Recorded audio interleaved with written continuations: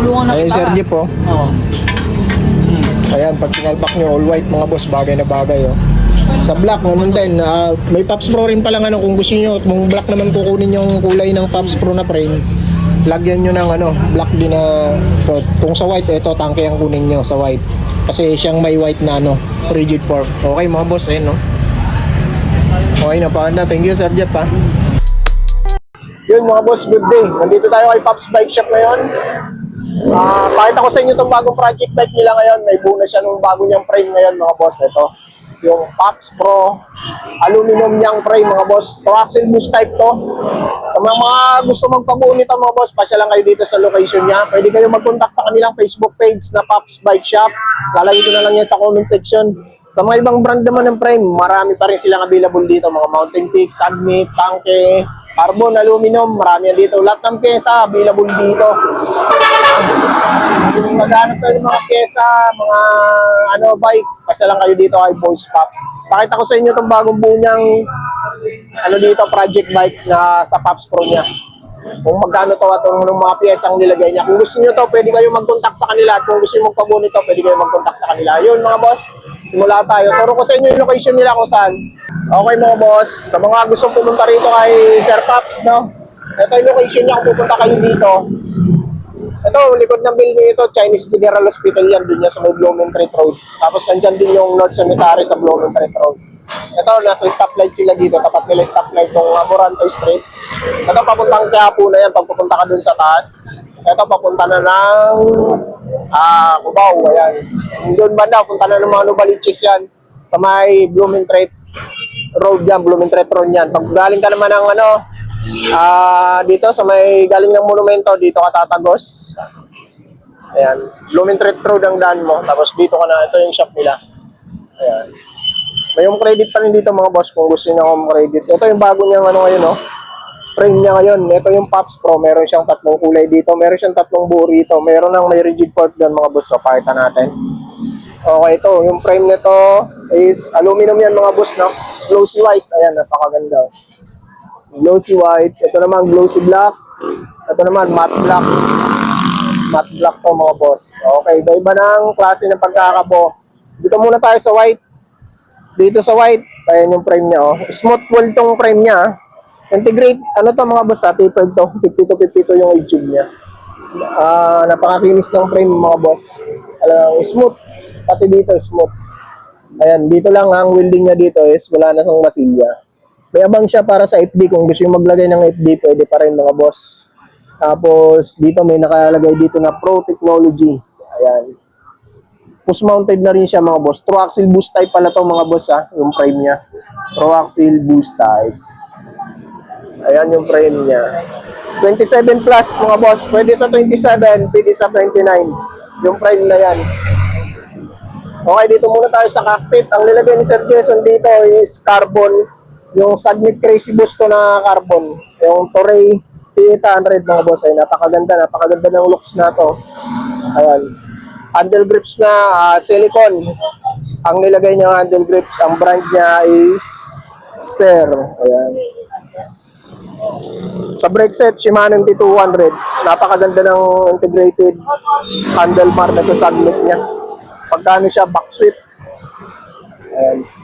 Tapos sa seat post, syempre, Pops Pro.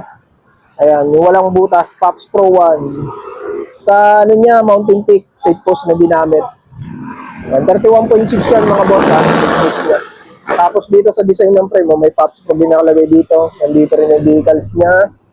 Tapos meron dyan 4 na kulay ng ating Philippine flag. Dinikit na dyan. Ayan. Pops Pro. May nakalagay dyan, just enjoy the riding. Tapos may nakalagay dyan na 1 sa top tube mga boss. Ayan, Pops Pro. Sa crankset tayo na ginamit dito, syempre Pops Pro. Yung sa kanya rin yung crankset niya to. Pops Pro. Ayan. Tapos yung pedals, Toesic. Napakaganda rin ng Toesic. Oh. Pops Pro crankset, Halotech. Bottom bracket nito ay Sagmit. Ayan. Dito sa airport na ginamit niya ay Sagmit Evo 3. Ayan. Sagmit Evo 3. Price ito, sabihin.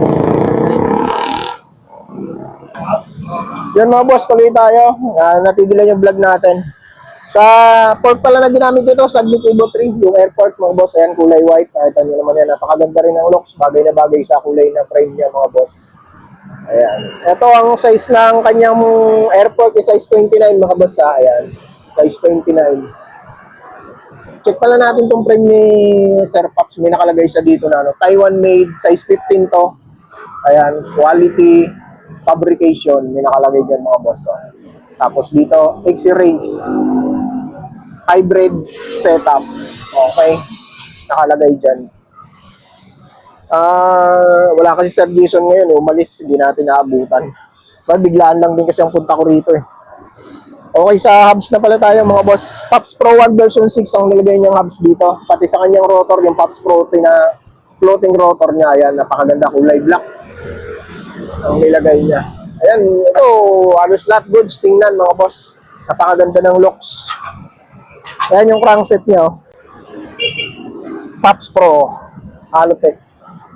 Okay, tapos SLX ang nakakabit na RD mga boss, solid na rin, napakaganda. Etong ano na to, hubs na to, Saglit Evo, napakaganda talaga ng ano, Saglit Evo. Sa rim naman na ginamit dito is Pops Pro 1, tapos Maxxis tire. Okay, ito ang allowance niya sa gulong ha.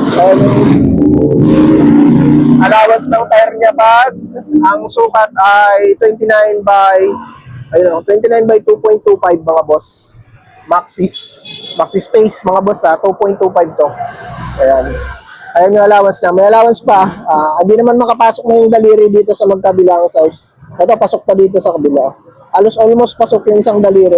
Pero dito malaki pa mga boss. Ayan. Okay, sa may mga gusto nito, punta lang dito kay Pops Bike Shop. Dalagay ko na lang yung presyo nito dyan. Didikit ko na lang dyan sa screen natin. Kasi tatanong ko pa yung presyo niya kay Sir Pops Bike Shop. Okay. Meron pa siya isa dito, yung glossy black niya. Oh. Ito naman ang tire niya, Recon Race. Recon Race pala to, parehas, hindi siya Maxxis space mga boss. Recon Race, hindi Maxxis space. Mali tayo nadulig na naman tayo. Ito naman yung glossy black niya na kulay. Ayan yung glossy black niya kulay. Makintab siya. Ito naman ang ginamit dito. Hindi siya naka-integrated mga boss Ayan. Naka-Pops Pro to ng handlebar to, backshoot din. Trident GX10 ang ano niya, stem niya. Ang ganda ng Trident GX10 talaga mga boss sa mga ganitong setup ng bike. And makita niyo yan, yung internal niya, dito na lumabas yung wire niya. Internal cabling na siya. Parang kapares mo sa Mountain Peak na bago ngayon na 2026 ang itsura nitong frame niya. Ayan. Ito almost halos hindi makita yung mga decals nito mga boss, yung glossy black mo.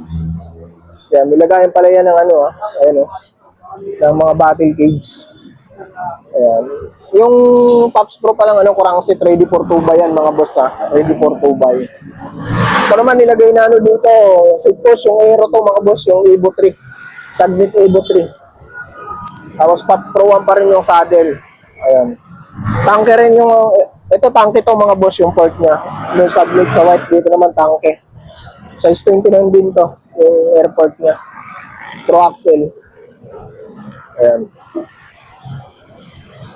Pro axle tong isa, pero itong white, quick release mga boss. Quick release siya. Ito pro axle. Pops Pro 1 version 6 din yung hubs nito. Ano rin yung niya, disc brake rotor niya, Pops Pro rin yung floating rotor. Ayan. Okay. Napaka-solid din ito mga boss, build na to. Kung gusto nyo yung ganitong kulay, ito kunin nyo mga boss. Ito, tingin ko mas mura to mga boss kasi siya. Hindi siya carbon yung handlebar niya. Yung kasi carbon yung handlebar Ayan. Tingnan natin yung RB nilagay dito. Ito, Shimano Giore naman to. 6100, 12 speed. Ayan. Saglit Evo rin yung cogs niya. Talaga ng Saglit Evo. Napakaganda talaga. Yan talaga yung mga ginagamit sa mga project bike, mga Saglit Evo. Ayan. Pops Pro, crankset. Okay. Parehas lang din ang size ng tire nito, 2.25.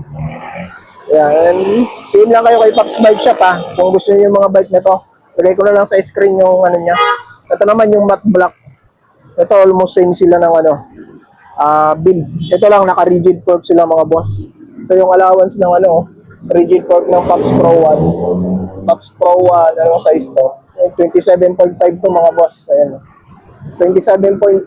Tapos ang gulong niya is Maxxis na recall. Ayan.